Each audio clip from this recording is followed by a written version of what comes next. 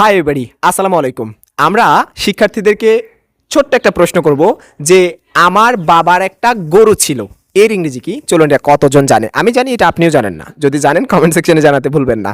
ওকে, বলো, আমার বাবার একটা গরু ছিল। My father have a dog. A cow. আবার বলো। My father have a cow. Okay, my father have a cow, তার মানে আমার বাবার একটা গরু আছে। আমি বলেছি আমার বাবার একটা গরু ছিল। My father had a cow. My father had a cow. Okay, তুমি বলো। father had a cow. My father had a cow. তুমি বলো। My father had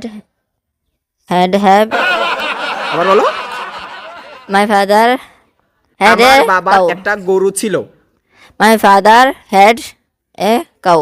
আচ্ছা, তুমি কি বলো? My father had a cow. My father had a cow. Okay, আমরা ওর কাছ থেকে শুনবো। রিয়া, আমার বাবার একটা গরু ছিল। My father had a cow. তুমি শিওর? Ji sir. আচ্ছা, ঠিক আছে, তোমার কাছ থেকে একটু জানবো। আমার বাবার একটা গরু ছিল। My father had a cow. ওকে, তুমি কিছু বলবা? তোমার বাবার একটা গরু ছিল, এর ইংরেজি কি হবে? অর্থাৎ আমার বাবার একটা গরু ছিল, এর ইংরেজি কি? My father had a cow. Wow. আচ্ছা, কোনটা সঠিক হয়েছে আই ডোন্ট নো। আপনারা কমেন্ট সেকশনে জানাবেন যে কারটা সঠিক হয়েছে। একজন বলেছে my father have a cow, আরেকজন বলেছে মাই ফাদার হ্যাড এ কাউ। তবে ভাগ্য ভালো, কেউ বলে নাই যে my father was a cow. তাহলে হয়ে যেত আমার বাবা একটা গরু ছিল। Take care.